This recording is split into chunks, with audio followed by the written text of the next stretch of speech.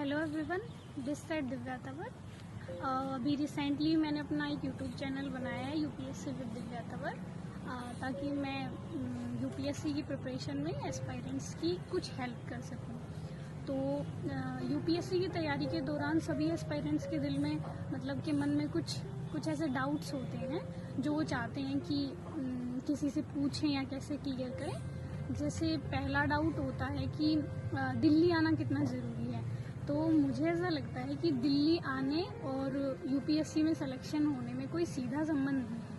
अगर आपको ऐसा लगता है कि आप घर पर रह के अपनी मेहनत से, अपनी ईमानदारी से प्रिपरेशन कर सकते हैं, तो मुझे ऐसा नहीं लगता कि दिल्ली आना उतना ज़रूरी है। आप घर पे रह के भी प्रिपरेशन कर सकते हैं। क्योंकि मैंने जब अपना पहला अटेम्प्ट दिया था तो मैं प्रीलिम्स जब मेरा क्लियर हो गया तो मैं प्रीलिम्स क्लियर करने के बाद दिल्ली आई थी मेंस की आंसर राइटिंग के लिए। तो आप प्रीलिम्स क्लियर करने के बाद भी यहाँ मेंस की आंसर राइटिंग के लिए आ सकते हैं, अगर आप कंफर्टेबल हैं, आपको ठीक लगे तो। और उसके बाद मेंस क्लियर हो जाए तो आप इंटरव्यू के लिए, मॉक इंटरव्यू के लिए आ सकते हैं। लेकिन ऐसे परमानेंटली यहाँ रहने के लिए आना उतना ज़रूरी नहीं है। अगर आप गांव में रह के, अपने घर पे रह के पढ़ाई करना चाहते हैं तो वो दैट इज़ गुड, मतलब वो ठीक है। अगर आप मेहनत से पढ़ेंगे तो यूपीएससी उससे भी क्लियर हो जाएगा। और जो दूसरा जो क्वेश्चन होता है बच्चों के दिल में, वो होता है कि कोचिंग लें या सेल्फ स्टडी करें। तो इसके बारे में मेरी सीधी सी राय ये है कि चूँकि मैंने कोचिंग नहीं ली थी तो मुझे कोचिंग के बारे में उतना सीधा नहीं पता है कि कोचिंग कितना % आपकी हेल्प कर पाएगी। लेकिन मुझे ऐसा लगता है कि अगर आप ईमानदारी से घर पे रह के भी विदाउट कोचिंग सेल्फ स्टडी करना चाहते हैं तो मुझे लगता है यूपीएससी की प्रिपरेशन आप कर सकते हैं। हाँ, इतना हो सकता है कि आप टेस्ट सीरीज़ ले लीजिए, आप मंथली मैगजीन्स ले लीजिए, वो आप दिल्ली से मंगवा लीजिए या दिल्ली आके ले जाइए। तो कोचिंग के लिए अगर आप अफोर्ड कर सकते हैं, आपको लगता है कि किसी टीचर की गाइडेंस की आपको ज़रूरत है, तो निसंदेह आप ज्वाइन कर सकते हैं। क्योंकि कोचिंग लेने से ये हो जाता है कि हमें थोड़ी एक डायरेक्शन मिल जाती है, आपके पास टीचर्स होते हैं आपके डाउट क्लियर करने के लिए। तो आपको लगता है शायद कि ज़्यादा ईजी होगा, नो डाउट वो ईजी होता होगा, लेकिन ऐसा नहीं है कि अगर आप कोचिंग नहीं लेंगे तो यूपीएससी नहीं होगा। तो इसलिए ये आपका अपना स्वविवेक है कि आपको कोचिंग लेनी है या नहीं लेनी है। दोनों चीज़ें सही हैं। अगर आप कोचिंग लेंगे तो वो ठीक है, पढ़ना आपको ही, अंततः पढ़ना आपको ही है, सेल्फ स्टडी आपको ही करनी है। टीचर पढ़ाएगा उसके बाद भी आपको ही रिवाइज करना है। तो आप अपने हिसाब से सोचें कि कोचिंग लेनी है या घर पे रह के पढ़ना है। तीसरा पॉइंट ये है कि हम YouTube का कैसे प्रयोग करें, क्योंकि मैंने बोला है इंट्रो में, इंट्रोडक्टरी वीडियो में, कि मेरी तैयारी में YouTube ने बहुत हेल्प की है।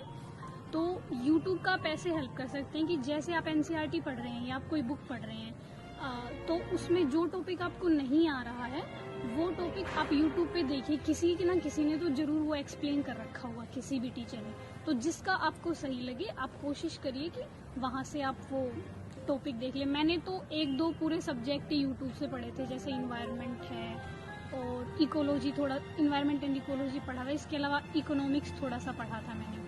और 4th पॉइंट है डिस्ट्रैक्शंस, क्योंकि जब भी हम फ़ोन चलाते हैं तो हम जो चीज़ देखने जाते हैं उसके लिए हमारे पास बहुत सारे ऑप्शंस होते हैं। तो आप कोशिश करिएगा कि जो टॉपिक आप देखने जाए वही टॉपिक आप देखें, उसके अलावा दूसरी चीज़ों को अवॉइड करें।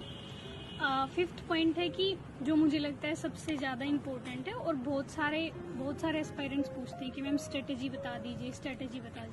तो देखिए, इसके बारे में मैं जो सीधी स्ट्रेट फॉरवर्ड बात बोलूँगी कि जितने भी टॉपर्स आपको स्ट्रेटेजी बताएंगे वो उनकी स्ट्रेटेजी है, वो स्ट्रेटेजी आपकी नहीं हो सकती है। तो आप कोशिश करिए कि जिस टॉपर को आपको फॉलो करना है, आप एक बार देख लीजिए उनकी बुक लिस्ट क्या है, वो क्या क्या बता रहे हैं, आप एक बार उनको देख लीजिए। उसके बाद आपको डिसाइड करना पड़ेगा अंततः कि मुझे किस सब्जेक्ट को ज़्यादा पढ़ना है, किस सब्जेक्ट को कम पढ़ना है, कैसे अपनी स्ट्रेटेजी बनानी है। क्योंकि मैंने देखा है कुछ बच्चे पूछते हैं कि मैम चार सब्जेक्ट बता दीजिए जो हम अच्छे से पढ़ लें और हमारा सिलेक्शन हो जाए। तो ऐसा नहीं होगा। अब हो सकता है जो सब्जेक्ट आपको अच्छे से आता हो वो मुझे नहीं आता हो, और जो सब्जेक्ट मुझे अच्छे से आता हो वो आपको नहीं आता हो। तो आप टाइम उस हिसाब से डिवाइड करेंगे। जो सब्जेक्ट मेन है वो सारे आपको अच्छे से कवर करने हैं। उसके बाद जो छोटे माइनर टॉपिक्स होते हैं उनको कोशिश करिए आप अपनी कन्वीनियंस के हिसाब से देखें कि इस टॉपिक पे मेरी पकड़ है तो मैं इसको थोड़ा कम टाइम दूँ, इस टॉपिक को मुझे ज़्यादा रिवाइज करना है, ज़्यादा टाइम देना है। तो आप अपनी स्ट्रेटेजी अपने हिसाब से बनाइए कि आपका बैकग्राउंड क्या है, आपकी स्ट्रेंथ क्या है, आपकी वीकनेस क्या है। हाँ, आप देख लीजिए एक बार जो टॉपर आपको ठीक लगे या आपको जहाँ से भी जिस टीचर से सही गाइडेंस मिल पाए आप एक बार उनसे पूछिए। उसके बाद आप कोशिश करिए कि आप अपनी स्ट्रेटजी बनाएं खुद से कि मुझे इस टाइम में मुझे इतना पढ़ना है और इस टॉपिक को मुझे इतना टाइम देना है। और इसके अलावा जो मुझे एक और पॉइंट लगता है एस्पायरेंट्स का, वो बेसिकली न्यूज़पेपर्स और एनसीईआरटी से रिलेटेड होता है कि कैसे पढ़ें या ना पढ़ें। तो मैं सोच रही थी कि इस पर हम एक अलग से वीडियो बना देंगे एनसीईआरटी और न्यूज़पेपर के बारे में, जिसमें मैं थोड़ा विस्तार से बता दूंगी।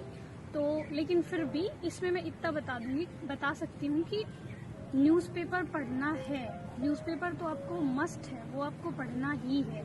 मतलब आप कोशिश करिए कि आप हिंदी का पढ़ लें। एक जैसे दैनिक जागरण सब प्रीफर करते हैं, तो वो मैंने भी पढ़ा है इंटरव्यू के टाइम, तो दैनिक जागरण आप ले सकते हैं। और कोशिश करिए, मैंने हिंदू पढ़ा है लेकिन वैसे लोग इंडियन एक्सप्रेस भी प्रीफर करते हैं, तो आप इन दोनों में से कोई भी एक ले लीजिए न्यूज़पेपर।